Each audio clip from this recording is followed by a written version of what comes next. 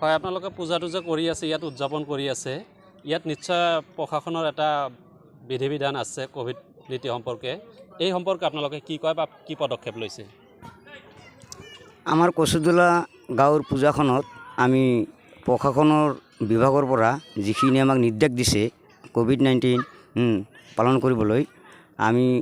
গোটেই ৰাইজৰ বা কমিটিৰ ভেকচিনৰ কাগজ অলৰেডি প্ৰশাসনত জমা কৰিছোঁ আৰু